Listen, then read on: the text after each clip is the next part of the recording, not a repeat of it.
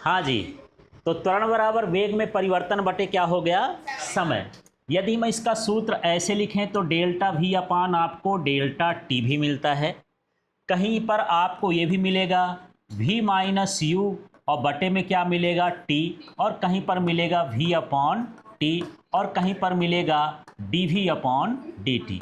सारे जो इसके संभावित सूत्र हैं मैंने इकट्ठा लिख दिया है ना। अलग अलग कंडीशन में अलग अलग सूत्र होता है, पर सभी में ऊपर क्या है, वेग है। सब में क्या है, वेग। तो इसको दूसरे तरीके से ऐसा भी बोल देते हैं, जब खाली स्थान में भरने के लिए आता है तो वेग में परिवर्तन की दर, दर माने समय होता है, ये लिखा है वेग, और डेल्टा माने क्या बताया हूं, परिवर्तन। वेग में परिवर्तन की दर को हम क्या बोलते हैं, त्वरण। अब यहां पर मैं समय तो नहीं बोला हूं समय, है ना। तो समय की जगह क्या लिखा जाता है, दर। जो दर शब्द आ गया ना, वो भी किसको बताता है, समय को बताता है। क्लियर हो गया आपको। तो अब दो तीन तरह की परिभाषा हो गई। अब आपको बोलना है, फिर से बोल दो यहां से, एकांक समय में वेग, वस्तु के वेग में परिवर्तन को त्वरण कहते हैं। दूसरा देखो, वेग में परिवर्तन और समय अंतराल के अनुपात को त्वरण कहते हैं। ठीक है, यही ना है। ये क्या है, वेग में परिवर्तन, और ये क्या है, समय के अनुपात को हम क्या बोलेंगे, त्वरण। ठीक है। दूसरा है, यहीं से पढ़ देंगे, वेग में परिवर्तन की दर। ये समय माने क्या हो गया, बटे में यदि समय हो तो उसको क्या बोलते हैं, दर। दर को क्या कहते हैं, त्वरण। परिभाषाएं याद हो गई। अब सूत्र पर आते हैं। v का मतलब वेग है, जिसके साथ डेल्टा आ जाए माने वो अंतर है, परिवर्तन है, घटाना कहलाता है। ठीक है। और डेल्टा टी माने हो गया समय का अंतर। जैसे अभी हम देखें कि 4:05 है। ठीक है, कुछ ऐसा उदाहरण ले लेते हैं। कुछ देर बाद देखें कि 4:07 हो गया। कितने का अंतर आ गया, 2 का। तो ये हुआ T1, ये हुआ T2। तो T2 में से T1 को क्या करोगे, माइनस, तब ना बताओगे 2 आया। इसी को हम क्या लिख देते हैं, डेल्टा टी माने समय में परिवर्तन। ऐसे वेग में भी परिवर्तन होता है। तो इसमें भी जैसे T1 और T2 मानते हो, ऐसे ही वेग में भी होता है अंतिम वेग। भी माने क्या है, अंतिम वेग, और यू माने क्या होता है, प्रारंभिक वेग। तो ये इसको, तो इसी को क्या लिख देते हैं, डेल्टा भी। दूसरा सूत्र, यदि u का मान 0 हो जाए, प्रारंभिक वेग ना हो, तब सूत्र क्या बनेगा भाई, v का मान, u का मान 0 हो जाए तो, है ना, u का मान 0 होगा तो v अपॉन क्या होगा, t। यदि प्रारंभिक वेग 0 हो तो इस तरह का सूत्र लिख सकते हो। और यदि वेग बहुत जल्दी जल्दी, बहुत थोड़े थोड़े समय के लिए बदलता हो, तो हम उसी को क्या लिख सकते हैं, dv अपॉन dt। तो कुल मिला के इसमें भी v है, इसमें भी v है, इसमें भी v है, v है। ऊपर वेग रहेगा, यहां भी t है, यहां भी t है, यहां भी t है, नीचे क्या रहेगा, t। तो वेग बटे समय, सिंपल सा याद कर लो कि वेग बटे समय क्या होता है, त्वरण। ठीक। अब हम इसमें बात कर लेते हैं। इसमें इसके सूत्र तो मैं लिख दिया, इसका एसआई मात्रक। मैं बोलता हूं कि यार यदि आप सूत्र याद कर लिए हैं, फिर से बोल देता हूं, सिंपल सा सूत्र। यहां क्या लिखा था, त्वरण बराबर क्या, वेग बटे समय। ठीक है। अब ये सिंपल सा सूत्र है, इसी सूत्र से आपको मात्रक निकालना है, बीमी सूत्र निकालना है, सदिश सदिश का पता लगाना है। ठीक, कैसे कैसे निकलेगा देखते हैं। वेग का सूत्र पहले से पढ़ चुके हो। वेग बराबर क्या होता था यार, मात्रक, नहीं मात्रक, मात्रक। अच्छा, वेग का सूत्र बताओ, विस्थापन बटे समय। तो उसके हिसाब से मात्रक क्या बना, मीटर प्रति सेकेंड। तो ये देखो, मैं इसका लिख दिया मीटर और प्रति सेकेंड, और यहां बटे में भी समय है, ये भी समय हो गया। तो ये बटे का यस नीचे आएगा कि नहीं आएगा, तो क्या बना ये, मीटर पर सेकेंड स्क्वायर। समझ में आया कैसे सूत्र निकल आया, ये इसका मात्रक निकला। सूत्र से क्या निकालिए, मात्रक। अब हमको विमी सूत्र निकालना है, इसी से निकलेगा ना विमी सूत्र। वेग का विमी सूत्र क्या था, एल टी माइनस 1, और समय का क्या होता है, टी। अब बताओ ये एल टी, अब ये 1 है, ऊपर जाएगा तो -1 एक बार और हो जाएगा। पहले से -1 है, तो -1 और -1 कितना हो गया, बिल्कुल ठीक है। तो ये -2, इसका विमी सूत्र डायमेंशनल फार्मूला, डीएफ का मतलब डायमेंशनल फार्मूला कितना हो गया, एल टी -2। यदि एम लिखना होगा तो एम के साथ क्या रहेगा, 0। ठीक है। अब देखो, वेग कैसी राशि होती है भाई, सदिश। तो त्वरण भी कैसी होनी चाहिए? सदिश, है ना। अपने आप पता चल रहा है कि ये सदिश राशि, ज़्यादा पता ही नहीं करना है। ठीक, अब यहाँ पर वेग कभी घटता है और कभी क्या होता है, बढ़ता है।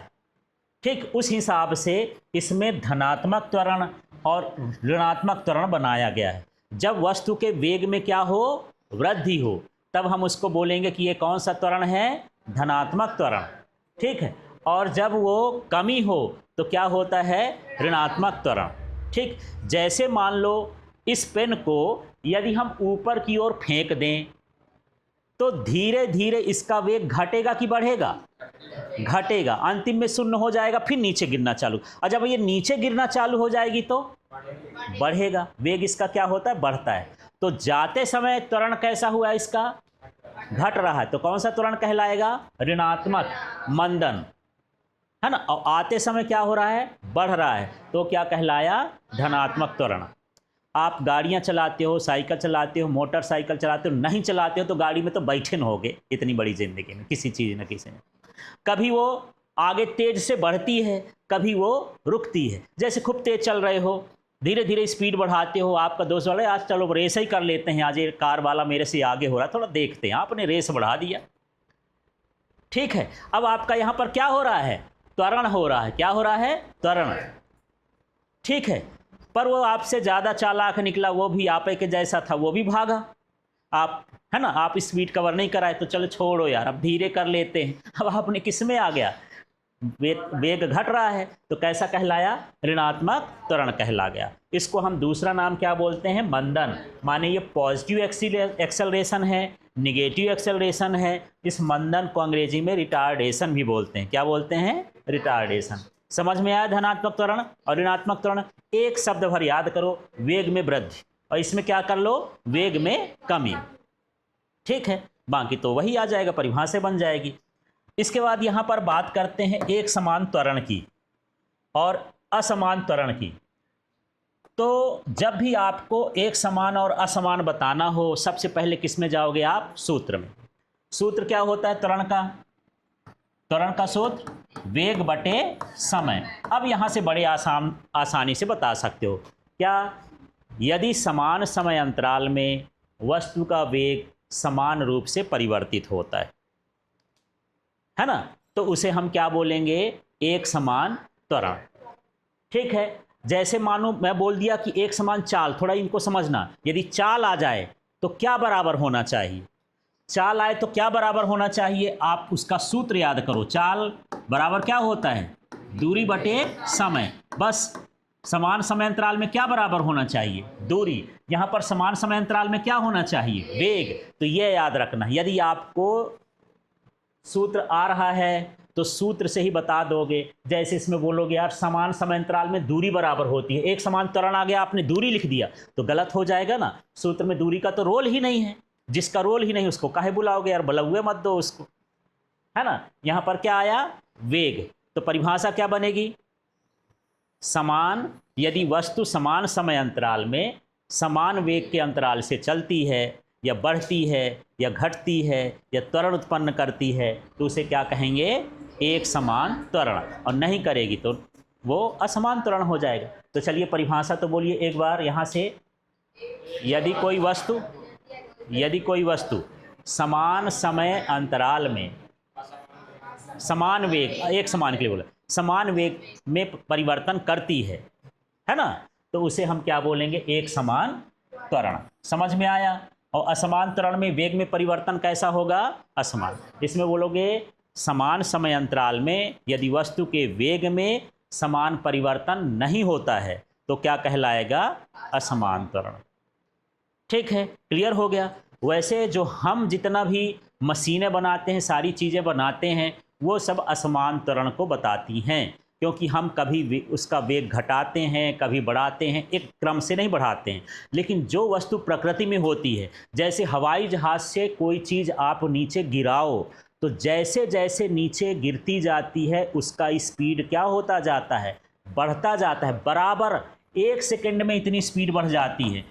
मान लो पहले सेकंड में 9.8 मीटर प्रति सेकंड की स्पीड से चल रही थी कोई वस्तु, ये प्रकृति का त्वरण है है ना, इसको स्मॉल जी से लिखते हैं। कितना चल रही है? 9.8।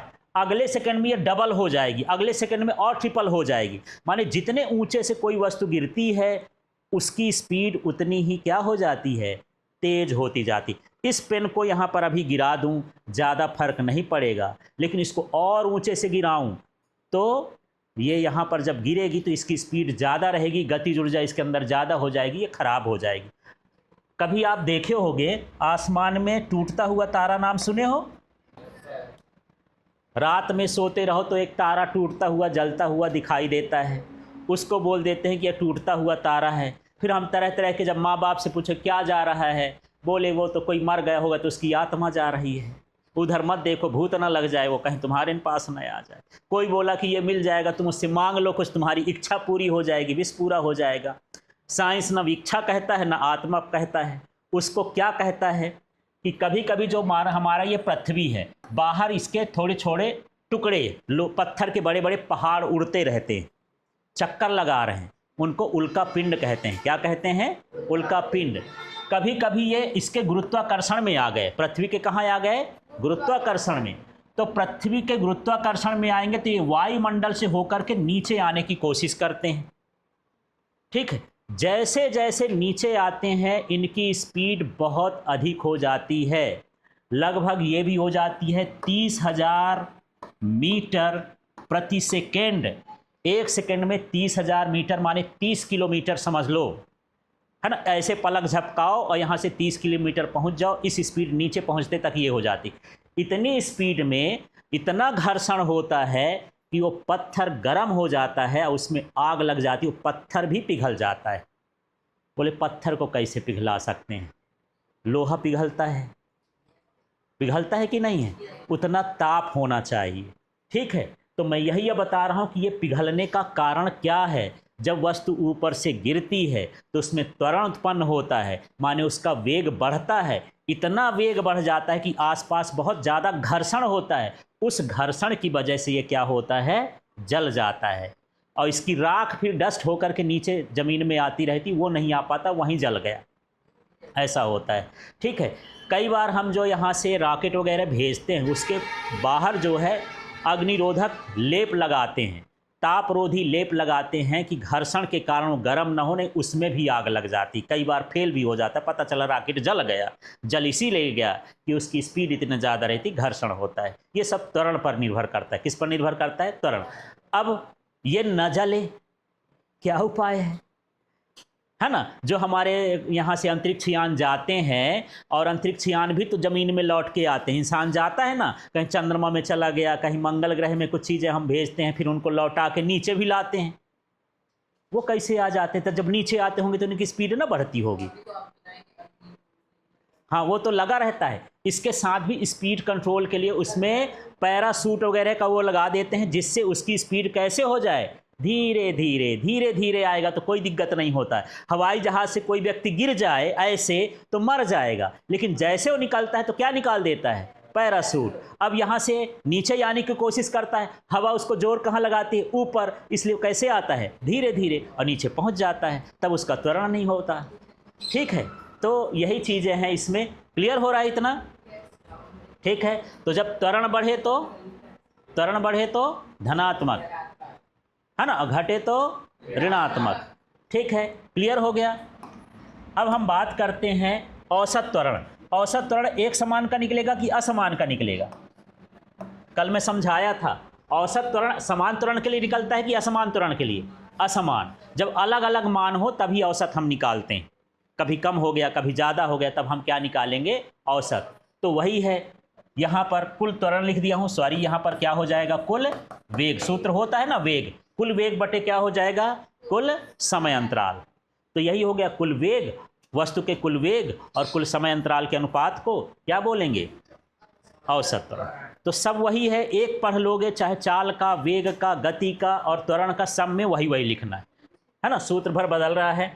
तात्क्षणिक त्वरण, किसी क्षण वस्तु का त्वरण, तुरंत देखो कि इसका वेग कितना घट गया बढ़ गया, वो क्या कहलाया? तात्क्षणिक त्वरण। तुरंत के लिए जो होता है, इसी क्षण देख लो, जैसे मैं मुझे देख लो सर इधर झुके हुए हैं, ये तुरंत के लिए हो गया तात्क्षणिक। अब मैं सीधा हो गया, मेरा काम खत्म हो गया वहाँ से। ठीक है, तो तात्क्षणिक का मतलब उसी क्षण क्या है, वो कहलाता है। ठीक है, और तात्क्षणिक त्वरण का जो सूत्र होता है ये होता है dv/dt। क्या होता है? dv/dt। ये लाइन समझ में आ गई? यही भी वेग बटे समय है, कल बताया था, जिसके साथ d जुड़ जाए माने बहुत कम वेग और बहुत कम समय। ठीक है, चलिए अब इसके कुछ ग्राफ समझते हैं, लेकिन इसके पहले मैं थोड़ा सा पूछ लूँ, त्वरण का सूत्र क्या है? वेग बटे समय। वेग में परिवर्तन बटे समय लोगों तो ज़्यादा सही रहेगा। क्या हो जाएगा? वेग में परिवर्तन बटे समय। परिभाषा क्या बोलोगे? एकांक समय में वस्तु के वेग में परिवर्तन। इसीलिए मैं सूत्र पूछा, सूत्र से परिभाषा बनाना है। तो क्या कहते हैं? त्वरण कहते हैं। क्लियर हो गया? ठीक है, इसका मात्रक क्या होता है? मीटर प्रति सेकेंड स्क्वायर। इसका विमी सूत्र क्या होता है? LT-2 होता है। ये कैसी राशि होती है? सदिश राशि होती है। धनात्मक त्वरण होगा तो क्या होगा? क्या बढ़ेगा? किसका मान बढ़ेगा? वेग। वेग, उसका सूत्र वेग ना है, तो वेग में वृद्धि हो तो धनात्मक त्वरण। और ऋणात्मक त्वरण क्या है? वेग में कमी हो तो। समान त्वरण क्या है? वेग समान समय अंतराल में क्या बराबर हो? वेग। जो सूत्र है उसके से वेग बराबर हो तो क्या कहलाएगा? वो समान त्वरण कहलाएगा। ठीक है, औसत त्वरण में क्या होगा? जो सूत्र है कुल वेग बटे कुल समय अंतराल। ठीक है, तात्क्षणिक त्वरण क्या होता है? किसी क्षण वस्तु का त्वरण। सूत्र क्या होता है?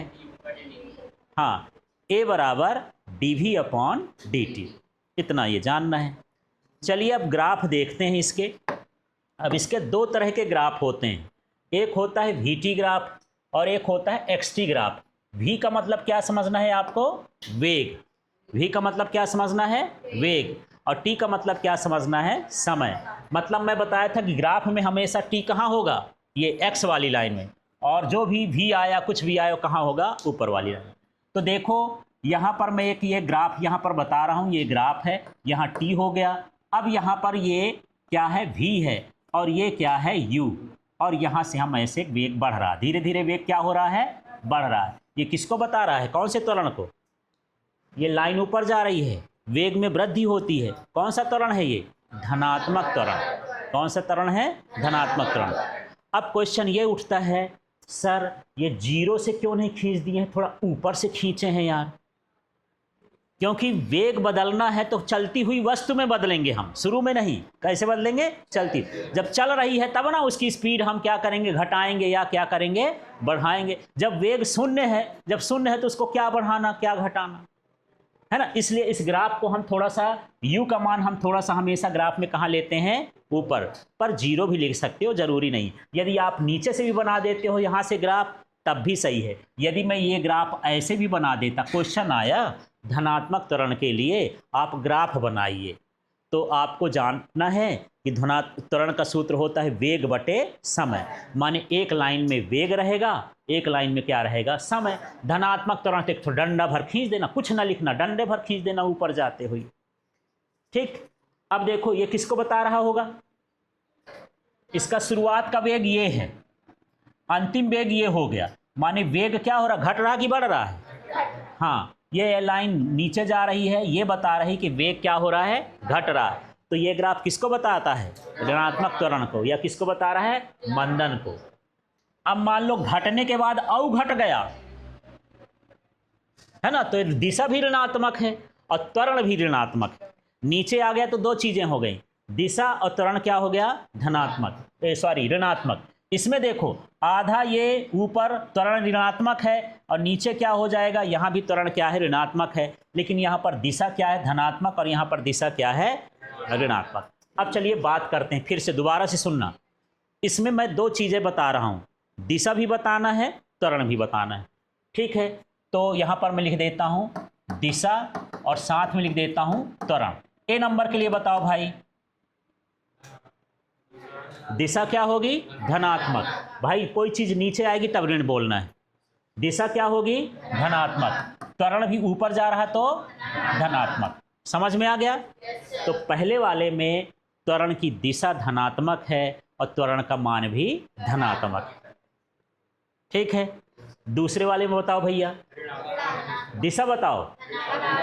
दिशा धनात्मक, जब तक इस डंडे के नीचे नहीं आएगा ग्राफ तब तक दिशा क्या रहेगी, धनात्मक। धनात्मक दिशा इस डंडे के नीचे आई क्या, ये लाइन इस डंडे के नीचे आई तो दिशा इसको देख के जब नीचे आएगी तब दिशा बदलेगी। तो यहाँ पर ये दिशा क्या हो गई, धनात्मक, लेकिन त्वरण क्या है, ऋणात्मक। अब इसमें बता दो तो ये लाइन इस लाइन के नीचे है तो दिशा क्या होगी, ऋणात्मक। त्वरण नीचे की ओर आ रहा है तो त्वरण भी क्या हुआ, ऋणात्मक। ये ऋणात्मक ऋणात्मक इसके बताते हैं। यहाँ पर दिशा बताओ, यहाँ धनात्मक है और T1 के बाद क्या है, ऋणात्मक है। तो दो दिशा है, ये धनात्मक और T1 के बाद क्या है, ऋणात्मक। और त्वरण तो नीचे ही हो रहा है, त्वरण हमेशा क्या है यहाँ पर, ऋणात्मक। इस तरह के छोटे छोटे ग्राफ हैं, ऐसे आपको इनको समझना है। ठीक है, चलिए एक हिस्से में और चलते हैं। अब यहाँ पर त्वरण के लिए क्या है यार, position time graph, XT graph है ये त्वरण के लिए। तो त्वरण में कितने ग्राफ हो गए, दो तरह के, एक वेग समय का और एक स्थिति विस्थापन और समय का। तो यहाँ पर देखो, यदि त्वरण बढ़ता है तो हम यहाँ पर क्या लिखेंगे, x, यहाँ क्या रहेगा t, यहाँ x, यहाँ क्या रहेगा t, यहाँ भी x, यहाँ भी क्या रहेगा t। यदि त्वरण धनात्मक है तो इसका ग्राफ ऐसे जाएगा, कप जैसे ऊपर जा रहा है। ठीक है, ये ढक्कन बंद जैसे जा रहा है, ये कौन सा त्वरण है, ऋणात्मक। और जब सीधा सीधा जाए, हाँ नहीं माने वेग में परिवर्तन नहीं हो रहा है, तब ये त्वरण का मान क्या हो जाएगा, शून्य हो जाएगा। इस तरह से आपको ये ग्राफ देखना है।